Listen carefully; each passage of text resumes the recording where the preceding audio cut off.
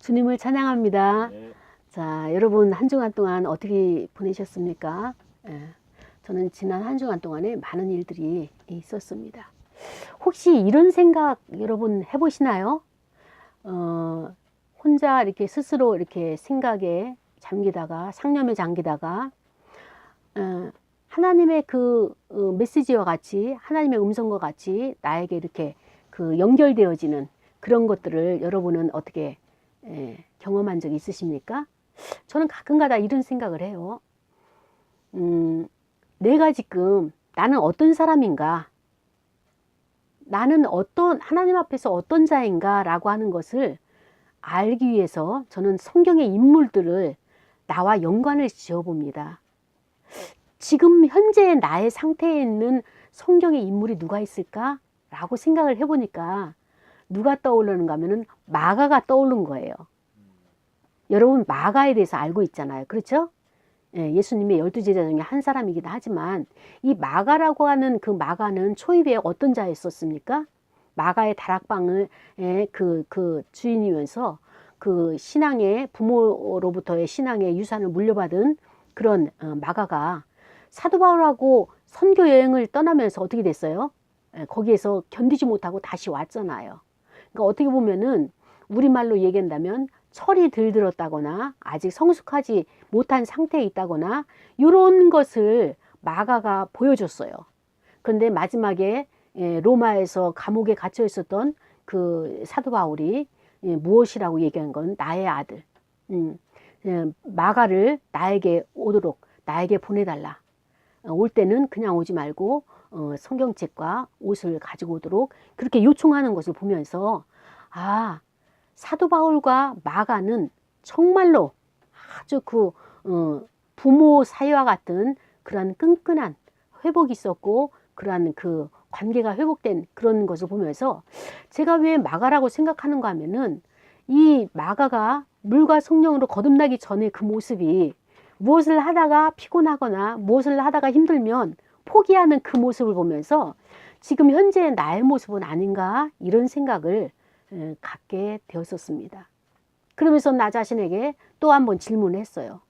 그렇다면 나는 성경에서 어떤 인물이 되고 싶으냐?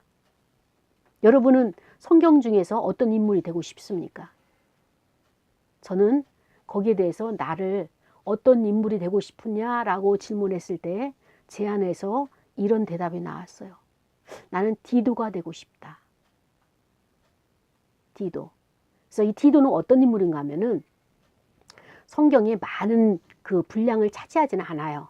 그러나 이 사도 바울이 이 사도행전을 비롯해 가지고 그 고린도 교회, 그다음에 갈라디아, 에베소 교회 이런 디모데 이런 곳을 이렇게 쭉 순회를 하면서 고린도 교회에 어려움이 당했어요. 그 어려움이 있을 때 이 사도 바울이 누구를 불렀는가 하면은 디도를 불렀어요. 그러면서 디도야, 너가 이 문제를 해결하기 위해서는 너가 이것을 다녀와야 되겠다. 고린도 교회를 다녀와야 되겠다. 그때 이 사도 바울은 디모데를 사용하지 않고 디모데에게 그것을 맡기지 아니하고 디도에게 사도 바울이 갈 수 없는 형편에 있기 때문에 사도 바울이 가게 되면 그 성도들이 거부반을 일으키고 그를 받아주지 않기 때문에 디도를 불러가지고 디도에게 그 사명을 맡기는 것을 보았습니다. 그러면서 저는 왜 디도를 떠오르게 했는가 하면은 내가 디도처럼 분량이 많은 사역의 분량이 많은 건 아니지만 그래도 하나님께서 정말로 누구를 보내야 되지? 누구를 써야 되지? 정말로 이 문제를 누구한테 맡겨야 되는데 누구를 맡길까? 이렇게 찾으시다가 정말 양재림 목사에게 이것만큼은 맡겨야 되겠다 라고 하나님이 나를 찾아주신다면 그것보다 더 큰 영광은 없을 것이다 라고 하는 이런 생각을 하면서 여러분은 어떠세요? 여러분도 한번 나는 지금 어떤 인물, 성경에 나오는 어떤 인물과 동일할까? 그 다음에 또 나는 어떤 인물이 되고 싶을까? 라고 하는 것을 한번 해보는 것도 우리 신앙생활 하는 데 있어서 유익이 되겠다라는 생각을 해보았습니다. 우리는 지금 대림절 첫 번째 주일을 맞이하고 있습니다. 이 대림절은 아까도 얘기했지만 대강절이라고도 표현하죠. 그래서 대림절, 대강절 같은 의미예요. 그래서 교회는 우리가 하나님을 섬기는 이 교회는 교회력의 시작이에요. 교회력이 시작이 돼서 이 대림절은 대강절은 기쁨으로 기다리는 날이기도 하지만은 또 어떤 것을 의미하는가 하면은 주님을 내가 이제부터 따라야 되겠다라고 하는 그 다짐, 결심, 결의를 다지는 그런 날이기도 합니다. 오늘 본문에 참 재미있는 스토리예요. 줄거리가. 다메섹에 어떤 사람이 있는가 하면은 아나니아라고 하는 분이 있었어요. 이분은 여성이에요. 아나니아라고 하는 사람이 있는데 여기서 보니까 표현을 10절에 제자라고 표현해 줬어요. 아, 그러면 굉장히 신실하고 믿음 있는 사람이란 증거가 되는 거죠. 근데 얼마만큼 믿음 있는지 우리가 나중에 이제 한번 들어가 보기로 하고, 이 아나니아라고 하는 제자가 있는데 하나님께서 이 아나니아에게 환상을 보여주는 거예요. 환상 중에 아나니아를 불러서 아나니아야 말씀하셨어요. 그때 이 아나니아가 주여 내가 여기 있나이다 말씀하옵소서 두렵고 떨림으로 답변을 했겠죠. 그때 하나님께서 말씀하시기를 너는 지금 일어나서 직가라고 하는 거리로 가라. 직가라고 하는 도시로 가라. 거기에는 유다의 집이 있는데 그 유다 집에는 누가 있는가 하면은 5 사람이 있다. 그 사람이 누구냐? 사울. 그 사람을 찾으라. 그가 지금 기도하고 있는 중이다. 이렇게 정보를 주시는 거예요. 이 아나니아라고 하는 사람은 사울이라는 자가 어떤 자인지 소문만 들었지 전혀 모르는 사람이란 말이죠. 한 번도 만나지도 않고.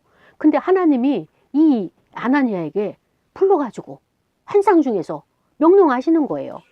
그래서 그가 아나니아라는 사람이 들어와서, 자 보세요. 12절에 보니까 아나니아라는 사람이 들어와서 자기에게 안수하여, 그러니까 사울에게 안수하여 다시 보게 하는 것을 보았느니라. 이 얘기는 뭐냐면은 하나님께서 환상으로 아나니아가 사울에게 와서 안수하는 것을 하나님이 지금 보시고 그걸 다시 지금 아나니아에게 설명하는 거예요. 너가 할 일에 대해서 그 집에 가가지고 사울에게 안수해서 그를 다시 보게 하라. 그래서 아나니아가 답변합니다.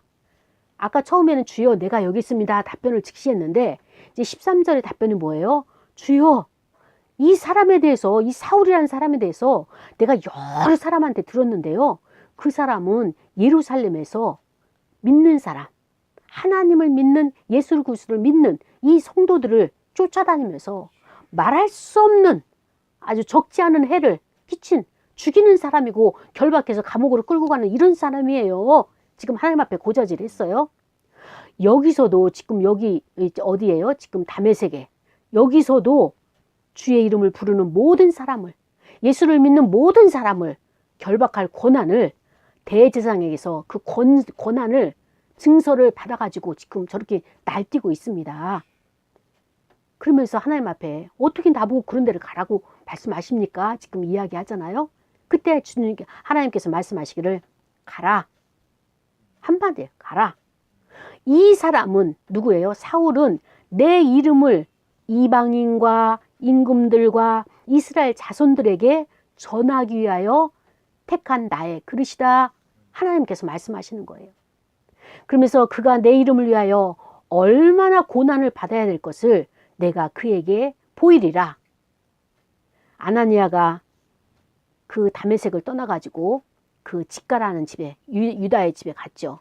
그러고 나서 사울이 거기에서 기도한 때 안수하고, 그러고 나서 이 아나니아가 이야기합니다. 형제 사울아, 주 하나님 곧 내가 오는 길에서 나타났던 예수 그리스도, 이 예수께서 나를 보내어 너로 다시 보게 하시고 그 다음에 또 성령으로 충만하게 하신다. 그러면서 사울의 눈에서 비늘 같은 것을 벗어서 다시 보게 되는 이 놀라운 역사가 나타나죠. 이때 세례를 베풀고 그러고 나서 음식을 먹으니까 이 사울이 강건해졌다라고 하는 것이 오늘 저와 여러분에게 주시는 하나님의 말씀인 것입니다. 그렇습니다. 자, 우리는 이 아나니아라고 하는 사람을 한번 보겠습니다. 오늘날도 여성 목회자에 있어서는 그렇게 관대하지가 않아요. 그런데 이때 당시는 여성은 사도 바울이 교회에서 잠잠하라 할 정도로 여성에 대해서 굉장히 그 억압을 하고 그다음에 그 목소리 내는 것을 인정하지 않는, 그러나 어떻게 보면 우리나라에 유교적인 문화가 있는 것처럼 남성 우월주의가 지금 유대에서도 있는 것을 볼 수가 있습니다. 그런데 이 사도 바울이 어떤 일이 생겼어요? 여성에게서 안수를 받은 거예요, 지금. 하나님의 일을 시작하는 초입에 있어서 여성으로부터 안수를 받고 이 사울은 시작하게 되는 겁니다. 하나님의 일을, 하나님의 사명을. 그런데 이 아나니아라고 하는 사람이 굉장히 매력 있는 인물이에요. 왜 매력 있는 인물인가 하면은 이 아나니아라고 하는 인물은 제자라고 이렇게 기록이 돼 있잖아요. 근데 어떤 제자냐 보세요. 사도행전에서 아나니아라고 하는 이름이 여기 말고 다른 데서 또 나오나요? 예, 몇몇 군데 뭐 많이 나오는 인물이 아니에요. 근데 제자였었어요. 그러면 예수님의 제자는 이 성경에서도 다 이렇게 노출되지 아니하고 정말로 무명인으로서, 무명의 그리스도인으로서, 아니면은 그 무명의 그 무릎을 꿇는 자로서의 기도하는 사람이 많았다고 하는 것을 우리에게 알려주고 있는 정보가 되겠죠.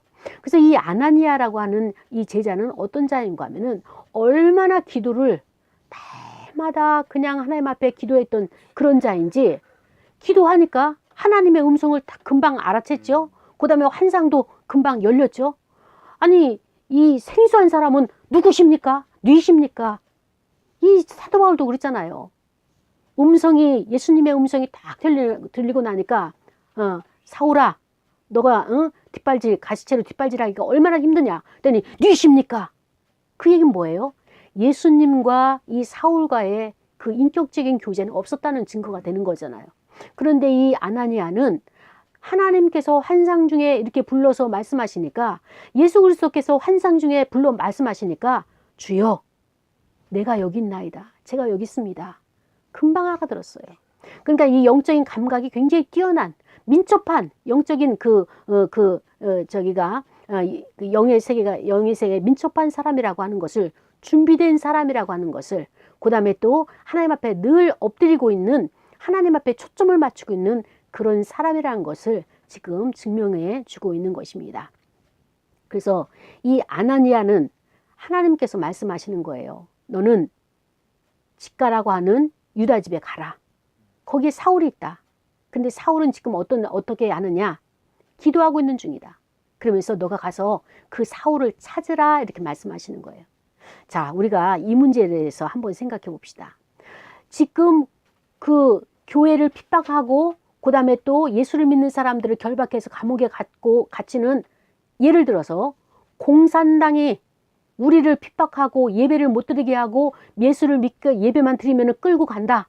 그래서 모두가 이렇게 집에서 다 문을 꽁꽁 잠고 예배를 드린다 생각을 가정을 한다면, 그 공산당 중에서 으뜸되는 그 두목이, 으뜸자가, 지도자가 이 동네에 와가지고 우리를 찾으려고 혈안이 들어있는데 하나님의 우리에게 음성으로 명령하시기를 또 가라, 그 앞에 나타나라, 그를 데려다가 기도하고 안수하고 그 세리를 주어라, 이렇게 말씀하신다면 여러분은 어떻게 순종하시겠습니까? 안 하시겠습니까?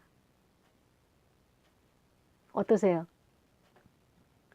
마음이야 순종을 하죠. 그렇죠?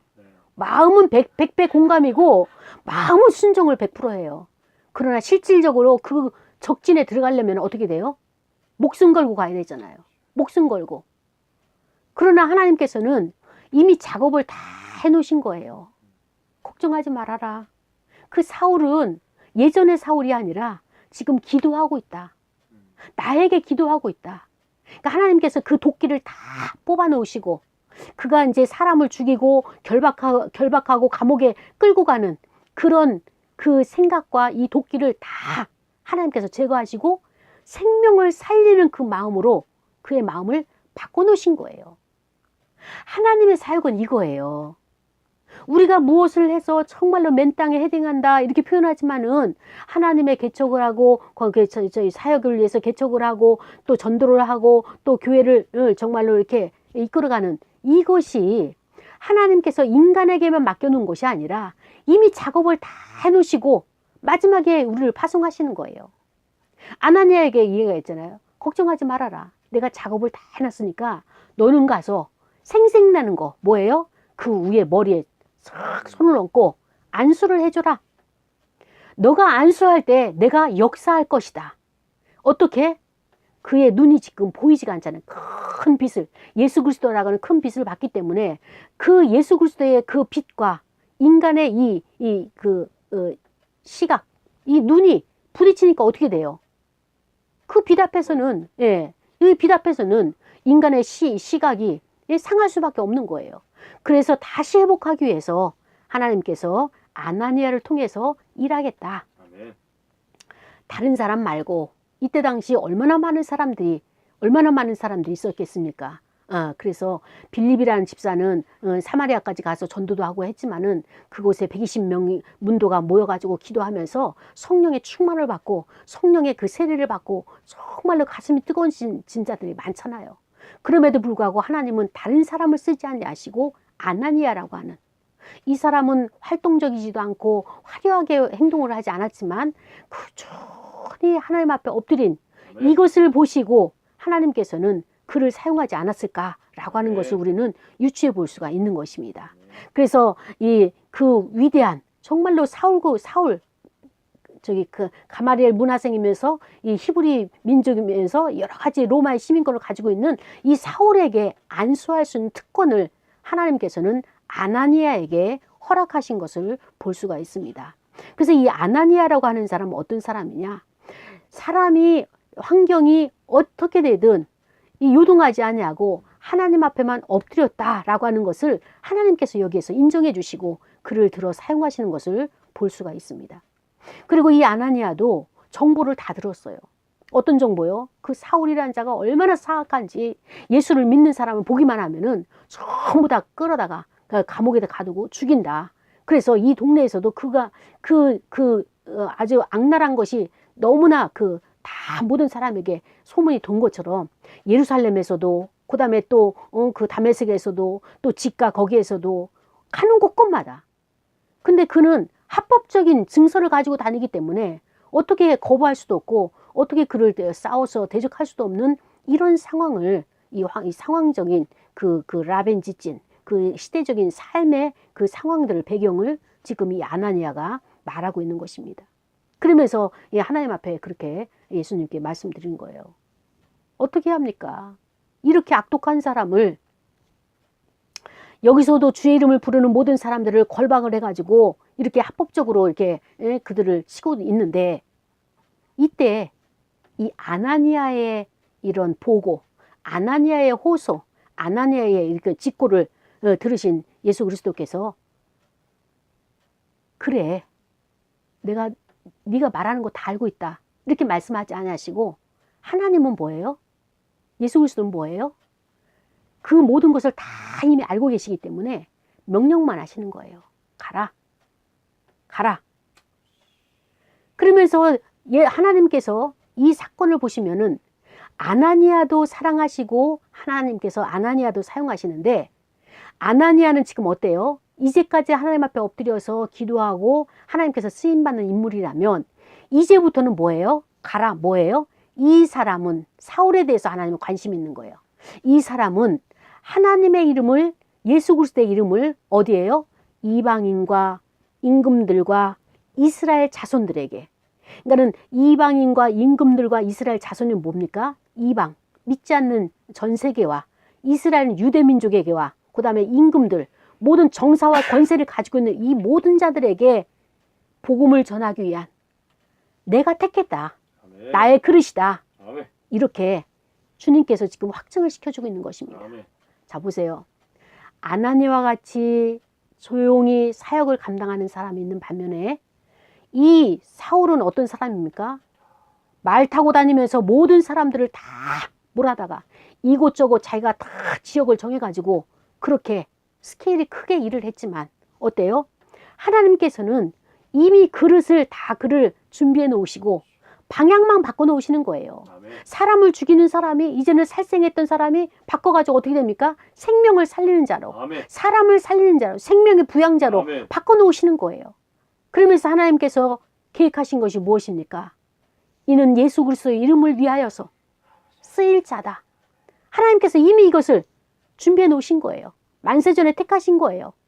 그러면서 유대 사람들은 자기들끼리 예수를 믿고 자기들끼리만 예배를 드리고 예루살렘에서 제사를 드리고 예배를 드렸지만 마가다락방에서. 그러나 이 사울을 어떻게 했어요? 유대뿐만 아니라 이방인까지. 이때 당시 이방인은 굉장히 낯설었어요. 이방 세계는 낯설었어요. 베드로도 고넬료에게 저기를 세례를 준 거에 대해서도 그 예루살렘 공회에서 의아해하고 어떻게 그럴 수 있느냐라고 하는 것처럼 그때 당시 문화는 유대 사람들만 복음을 받아야 되고 유대 사람들만 예수 그리스도로 그 구원을 받아야 되고 성민이라 생각하고 이방 사람들에 대해서는 인색했던 생각이 전혀 없었던, 그러나 하나님은 그 계획을 갖고 계셨죠. 그것을 하나님의 뜻을 이 사울을 통해서 하나님께서 드러내신 거예요. 만약에 바꿔가지고 사울이 아나니아처럼 골방에서 조용조용 매일 기도하다가 하나님 앞에 이런 음성을 딱 들었어요. 그러면은 사람들이 이 사울에 대해서 알까요? 모를까요? 광고가 돼 있을까요? 광고가 안 됐을까요? 예. 악독한 자로 광고가 돼 있지만 어찌됐든 이가 변화해서 악이 변하여 선이 되어지는, 악한 자가 변하여 선한 자가 되어지는, 이렇게 사람들에게 쓰임받는 그릇으로 하나님께서는 그를 지금 활용하고 계신 것을 볼 수가 있습니다. 이렇게 되어지기까지는 그동안에 사울도 많은 일을 한 거예요. 예수 믿는 사람 토굴에 들어가서 그를 끌어다가 감옥에도 가두고 죽이기도 하고 결박을 해서 재판도 받게 하고, 이런 모든 과정을 통하여서 그는 예수 믿는 사람들의 생리가 어떻고 예수 믿는 사람들의 형태가 어떻고 어떤 곳에 모이며 이런 것들을 나름대로 다 분석을 하고 그래야지 그들을 잡으러 가니까, 이런 것을 많이 알고 있는, 정보를 많이 알고 있는 이 사울을 통하여서 하나님께서 말씀하십니다. 저 사울이 내 이름을 위하여, 예수 그리스도의 이름 복음을 위하여 이제부터 많은 고난을 받아야 될 것이다 라고 16절에 예언하고 계십니다. 예. 그동안에 하나님의 영광을 위해서 살아간 것이 아니라 사울 입장에서는 하나님의 영광을 위해서 애를 쓴 거예요. 근데 결과론적으로 보니까는 하나님의 영광이 아니라 예수 그리스도를 핍박했던 그런 자의 모습이었어요. 그래서 하나님께서 그 관점을 딱 바꿔놓으시고, 아, 이게 하나님을 위해서 내가 쓰임받는 것이 아니었구나 라고 하는 그 순간 이제 자기의 모든 목숨을 다 내어놓고, 왜? 하나님께서 원하시는 거예요. 예수 그리스도께서 원하시는 거예요. 이제 너는 이제 고난을 어떻게 해요? 많이 받을 거에 대해서 지금 하나님께서 그에게 보이리라 이렇게 말씀하신 것처럼 그렇습니다. 아나니아와 같은 이렇게 쓰임받는 사람이 있다면 또 사울과 같이 이렇게 쓰임받는 사람이 있는 거예요. 사울이 하나님 손에 들림받아가지고 변화해서 바울이 되어서 정말로 많은 신약의 그 14 챕터가 되는 그런 성경을 썼으며, 만약에 그 바울이 이 성경을 기록이 없다면 이 로마서와 같이 이렇게 정말로 섬섬 목수와 같은 이런 글들을, 하나님의 그 능력 있는 이 말씀을 어떻게 우리가 담을 수 있으며 어떻게 우리에까지, 우리 후손에까지 이것이 전달될 수 있었을까 생각을 하게 되면 참 우리 깜짝 놀라겠지만 하나님께서는 이미 아시고 지금 현재의 모습이 아니라 할지라도 하나님께서는 우리를 변화시켜서 이렇게 하나님 나라에 쓰임받기를 원하는 이것을 우리가 볼 수가 있는 것입니다. 그렇습니다. 아나니아와 사울과의 차이점이 이거였다면 또 같은 공통점이 있어요. 공통점은 뭔가 하면은 아나니아도 하나님께서 사용하셨고 이 사울도 하나님께서 사용하시는 거예요. 근데 사용하는 그 특징이 무엇인가 하면은 바로 아나니아에게는 하나님께서 성령을 부어주셨잖아요. 성령을 부어주시고 그 성령의 기름 부음이 바로 사울에게도 흘러갈 수 있도록, 안수를 통하여 흘러갈 수 있도록 그렇게 하나님께서 그 질서를 통하여 역사를 하십니다. 그리고 그 사울의 눈에 보여지지 않던 그 가려웠던 것들이 비늘이 없어지면서 보게 하면서 이 사울에게도 성령의 충만을 주셨어요. 그 이야기는 뭐냐면 하나님의 일을 위해서는, 하나님 나라의 사역을 감당하기 위해서는, 사명을 감당하기 위해서는 우리가 성령 충만이 전제가 되어야지만이 하나님의 일을 감당할 수 있는 것입니다. 그렇습니다. 우리가 하나님 앞에 쓰임 받는 사람들은 어떤 사람들이냐? 아나니아도 그렇고 이 사울도 그렇고 자기가 하는 일에 열심을 냈어요. 꾸준히 했어요. 그래서 그 구약에 보면은 그 헤벨이라고 하는 여인이 있습니다. 헤벨이라고 하는 여인이 어떤 자인가 하면은 남자들이 전부 전쟁터에 나가니까 가정을 이끌을 만한 사람이 없으니까 누가 이끌어야 돼요? 어머니가 이끌어야 돼요. 근데 이스라엘 사람들은 유목민이잖아요. 그래서 이쪽 지역에서 양이 풀을 뜯고 나면은 또 다른 지역으로 이동을 해야 되는데, 그러니까는 천막을 짓고 천막을 거두고 천막을 또 치고 천막을 거두고 이것을 너무너무 열심히 한 거예요. 이 헤벨인 여인이. 그래가지고 이제는 천막을 칠 때마다 이 망치로 치고, 그 다음에 또 이제 그 때가 다 되면은 또 다른 곳에 이동하면은 장막을 걷어가지고 다시 이동하고, 이거를 성실히 아주 열심히 잘했어요. 그 결과가 어떻습니까?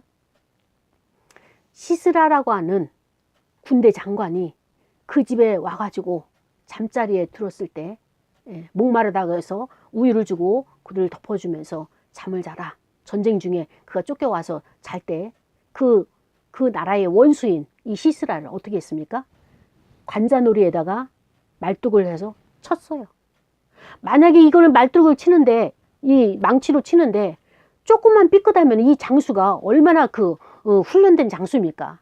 그 눈치만 채도 퍽떡 일어나가지고 이 여인을 죽일 거 아닙니까? 그럼에도 불구하고 얼마나 말뚝 치는, 장막 치는 일에 전심전력으로 훈련을 잘했는지 계속적으로 나라를 침범했던 시스라 군대 장관을 거기서 죽이고, 그러고 나서 이 나라를 드보라와 그 바락에게서 건져낼 수 있는, 이스라엘 국가를 구원하는 이런 일에 여인이 사용된 것을 볼 수가 있는 것처럼, 오늘도 우리에게 하나님께서 우리를 성도라고 부르시면서 이 시대의 성도에게 성도는 어떤 자인가 라고 하는 것을 지금 우리에게 말씀해 주고 계시는 것입니다. 그렇습니다. 우리가 살아가는 삶 속에서 우리는 문제에만 빠져 살고 있지는 않습니까? 문제를 해결하시는 하나님. 그래서 우리는 인간 세상에서, 인간의 모든 삶에서, 그 문제 안에서, 환경 안에서 빠져 사는 그리스도인. 하나님께서는, 예수 그리스도께서 이렇게 해결하실 것을 믿는 믿음으로 사는 성도가 진짜다. 그 문제 안에서만, 문제만 바라보고 답답해하고 두려워하지 말고 그것을 해결하는 주님을 바라보는 것이 진짜 성도의 믿음이다라고 말씀을 하십니다. 하나님의 관점은 이겁니다. 우리가 어떻게 헌신하며 살았는가? 이거를 중요하게 여기지 않으셔요. 우리가 어떻게 헌신하며 살았는가가 중요치가 않고, 하나님은 뭐예요? 우리가 하나님을 어떻게 의지하며 살아가고 있는가? 여기에 관심을 갖고 계시다는 거예요. 아나니아 보고 가라. 그가 살인자고 그가 너를 결박해서 감옥에 갇힌다 할지라도 가라 명령하셨어요. 그 얘기는 뭡니까? 너가 하는 것이 아니라 이미 하나님이 해놓으셨고 하나님이 하신다 라고 하는 것을, 우리가 하나님을 의지하고 믿고 살아가는 것, 이게 중요하다는 것을 하나님께서는 말씀해 주고 있는 것입니다. 제자들을 보게 되면 어떻습니까? 제자들은 항상 가진 것이 없었어요. 디베라 바닷가에서도, 그 다음에 또 오병이의 역사 가운데서도 하나님께서는, 예수님께서는 제자들에게 너희들이 가진 것을 나누고 너희들이 먹을 것을 줘라. 근데 항상 제자들은 어떻습니까? 가진 것이 없고 제자는 항상 무능하고 이런 자들이 제자예요. 그러나 주님께서는 뭐라고 말씀하셨어요? 너희가 먹을 것을 주어라. 인간적인 제자들의 인간의 사람의 계산으로는 이 5,000명을, 이 10,000명을 어떻게 먹여요? 200데나리온이 어디 있어요? 없죠. 도저히 먹일 수가 없는 거예요. 그럼에도 불구하고 뭐예요? 인간들은 자기 손 안에 있는, 내 통장 안에 있는, 내가 가지고 있는 이 범위 안에서 문제를 해결하려고 하는 이런 경향들이 있단 말이죠. 그래서 내 손에 아무것도 없으면 주님 손에도 아무것도 없는 것처럼 착각하고 살아가는 것이 우리의 모습이 아닙니까? 그걸 믿음이라고 우리가 또 주장하고 있지는 않습니까? 그래서 주님 손에는 모든 것이 가능한 거예요. 그래서 주님을 의지하지 않는 이것이 나에게 문제이지, 의지만 하면, 주님을 믿기만 하면, 그래서 우리가 불가능하다고 먼저 포기하려고 하지 말고, 불가능이 아니라 이미 능력 되시는 주님께서 다 자리를 만들어 놓으셨고 문제를 해결해 놓으셨고, 나는 가서 어떻게 해요? 동참하면서 생생내는 일에 함께 하나님께서 나를 초청하시는 것이에요. 이게 하나님의 사역인 것입니다. 그래서 내가 먼저 포기하지 마시고, 내 능력만큼만 주님을 믿으려고 하지 말고, 내 능력보다 훨씬 능력이 많은 것이 하나님이란 것을 우리는 깨달아야 되는 것입니다. 그렇기 때문에 예수님에게는 길이 있어요. 예수님 안에는 힘이 있으셔요. 또 예수님에게는 방법이 있으십니다. 이것을 우리가 믿는 것입니다. 그래서 하나님은 언제나 우리를 도울 준비를 하고 계셔요. 내가 없다고 해서 하나님에게도 없는 것 아닙니다. 내게 없는 것을 하나님께서는 우리에게 부어주시고, 이 아나니아 보고 가라 말씀하셨는데 핑계대면서 난 다리도 아프고요, 난 지리도 잘 모르고요, 나 그러고 나 담력이 없어서요, 불안해서 두려워서 못 가요, 이렇게 답변을 했더라면 하나님께서는 아나니아를 사용하지 않으셨을 겁니다. 그런데 하나님께서는 언제나 우리에게 도우실 준비하고 계시는 하나님께서는 내가 가지고 있는 것을 요구하신다는 거예요. 내가 가지고 있는 것. 아나니아에게 너 로마서를 써라 이렇게 말씀하지 않으시잖아요. 아나니아에게 너 예수 믿는 저희 사람들을 결박하는 그 집들을 전부 다 나한테 보고해라 이 말씀 안 하시잖아요. 기도하는 아나니아에게는 기도하는 그 환상, 그게 익숙한 거예요. 그게 습관화되어 있기 때문에 아나니아에게는 그것을 힘들이지 않고 할 수 있는 것이에요. 하나님이 우리를 쓰시고자 하는 것, 하나님이 여러분을 쓰시고자 하는 것 무엇입니까? 큰 것을 요구하고 많은 것을, 여러분이 없는 것을 가지고 오라 말씀하지 아니하시고, 여러분 안에 있는 것, 여러분 안에 있는 것 가지고 쓰신다는 거예요. 다윗을 하나님께서 뭘로 쓰셨습니까? 물맷돌 가지고 쓰신 거예요. 모세는 뭘로 쓰셨습니까? 지팡이 하나예요. 하나님이 요구하시는 것은 외부에 있는 것이 아니라, 다른 데 있는 것이 아니라, 내가 가지지 않은 더 큰 능력을 요구하는 것이 아니라 여러분 안에 있는 것, 내 안에 있는 것, 가장 작다고 생각하는 그것을 요구하시는 거고, 그것을 동참하라고 하나님께서 우리를 초청하고 계시는 것입니다. 그렇습니다. 내게 있는 것을 가지고 일하게 하시는 하나님. 그래서 언제나 쉽고 가벼운 멍에를 우리에게 허락하시고, 주님은 어때요? 수고하고 무거운 멍에를, 주님이 십자가에서 죽으시는 것이고, 내가 죽겠다, 너는 나를 따라오기만 해라, 너 죽으라고 안 할 테니까 그냥 나를 따라오기만 해라, 이 쉽고 가벼운 멍에를 우리에게 주시는 그 주님. 그래서 하나님께서 나에게 요구하시는 것이 무엇입니까? 지금 있는 그대로, 지금 현재의 상태 있는 그대로 나의 믿음의 결단을 지금 요구하고 계시는 것입니다. 그렇습니다. 능력이 없는 나에게 기적을 베풀어라, 기적을 행하라, 이적을 베풀어라 이렇게 요구하지 않으셔요. 이렇게 명령하지 않으셔요. 오직 나는 능력이 없지만 하나님을 믿는 그 믿음, 이 믿음으로 나가기를 하나님께서는 원하고 계시는 것입니다. 사랑하는 여러분, 여러분은 가장 잘하는 것이 무엇입니까? 여러분은 가장 쉬운 것이 무엇입니까? 여러분에게 가장 익숙한 것이 무엇입니까? 다윗처럼 아무 때나 물맷돌을 던질 수 있는 여러분이 개발하면 그것이 목소리입니까? 그것이 글 쓰는 것입니까? 그것이 연극입니까? 네. 나의 작은 것으로 놀라운 일을 하기를 원하시는 그 하나님이 오늘 바로 저와 여러분의 하나님이신 것입니다. 예수 그리스도는 지금 나의 믿음을 지금 살펴보고 계세요. 여러분의 믿음을 살펴보고 계십니다. 그래서 나의 생각 속에 내가 빠져 있진 않은가? 하나님의 세계 속에 내가 빠져 있는 것이 아니라 나의 생각 속에, 나의 그 좁은 생각 속에, 그래서 나의 문제에 빠져 살지 말고 내 생각 속에는 지금 주님이 계신가? 이걸 확인하라는 거예요. 이걸 확증하라는 거예요. 그렇습니다. 신앙생활을 잘하는 것은 무엇을 의미하는가 하면은 하나님으로부터 공급받은 것을, 하나님으로부터 우리가 부여받은 것을 우리가 세상을 향해서, 이웃을 향해서 어떻게 돼요? 항상 쉼 없이, 아낌없이 흘려보내야 되는 거예요. 흘려보내. 여러분, 내가 가지고 있는 것이 너무 없어서 핑계대지 마십시오. 있는 것 중에서 하는 겁니다. 있는 것 중에서. 그래서 아나니아와 같이 여성이면서도 아무도 알아주지 않지만 하나님께서, 예수 그리스도께서 이 아나니아를 들어서 정말로 그 거장 앞으로 크게 될 그 인물, 머리에 손을 얹어 안수할 수 있는 이런 특권을 주신 것은 하나님이 하신 겁니다. 그래서 아나니아는 큰 거 한 것 없어요. 아주 작은 것, 사소한 것 꾸준히 했어요. 그래서 제자는 태어나는 것이 아니라 만들어지는 거예요. 훈련되어진 거예요. 그래서 우리가 살아가는 이 세상에서도 1만 시간대라는 것이 있잖아요.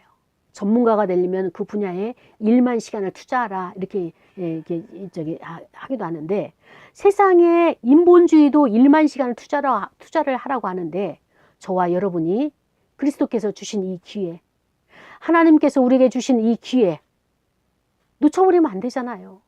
평생을 이거 하나를 위해서 살아온 아나니아, 또 앞으로 평생을 주의 일을 위해서 쓰여질 사울. 우리는 사역이 크고 사역의 규모가 작고 능력이 크고 작고가 아니에요. 하나님이 나를 통해서 나를 통로로 쓰시고자 하는 그때에 하나님 앞에 있었다는 이것이 하나님의 은혜고, 하나님이 그것을 보시고 우리를 쓰신다는 이 기회를 놓치지 않고 이 기회를 포착하는 저와 여러분이 되기를 원합니다. 그래서 우리는 늘 깨어서 기도하면서 하나님 앞에 쓰일 기회가 언제인지 하나님이 미리 예고 안 하세요. 그 자리에 있는 자를 빛을 투과하듯이 그때그때 하나님께서 쓰는 것을 보면서 우리는 깨어 기도하여서 준비하여서 하나님께서 쓰실 때에 제가 여기 있습니다. 주여 저를 써주시옵소서라고 하나님 앞에 우리가 올려드리는 저와 여러분이 되기를 간절히 축복합니다. 우리 시간에 기도할 거예요. 예수 그리스도께서 주신 기회 언제 올지 모르죠. 언제 나를 찾아올지 모르죠. 그 주님이 오실 때를 바라보면서 우리가 정말로 준비하는 것, 큰 것 아니어도 좋아요. 작은 것 하나라도. 하루에 1시간씩 기도하는 것도 굉장히 중요한 거죠. 하루에 1시간씩 성경 통독하는 것도 중요한 거죠. 하루에 1시간씩 찬양하는 것도 작은 거지만, 빛날 것 같지 않지만 그러나 그걸 통하여서 하나님은 반드시 쓰신다는 이런 믿음을 가지고 우리 시간을 다 같이 통성으로 기도하겠습니다. 하나님 아버지 감사합니다.